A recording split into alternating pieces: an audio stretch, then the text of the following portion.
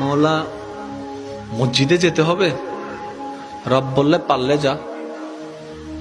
মওলা এই টাইমে মসজিদে গেলে তো আমারে দৌড়ে ফিটাবে। বুঝেন না কেন? আমি যদি রাতে 3টা বাজে 4টা বাজে 2টা বাজে মসজিদে যাই, আমরা চোর বলে ফিটাবে। মসজিদে যাওয়াটা রিস্ক হবে।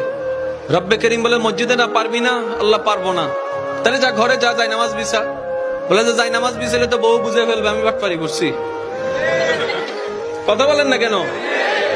মওলা বউ বুঝে ফেলবে, মা বুঝে ফেলবে, নিশ্চয় কোন একটা অঘটন ঘটাইছি, সেজন্য যাই নামাজে বসে কান্না করছি, তাহলে তো ইজ্জত ফানসার। রব্বে করিম বলে মসজিদও পারবি না, যাই নামাজে পারবি না। মওলা কেমন জানি লাগছে। রব্বে করিম বলে ঠিক আছে, আমি আল্লাহ কতটুক মায়া মহব্বত করি তোকে তুই তো বুঝতে পারস নি এতদিন, আজকে বুঝার চেষ্টা কর।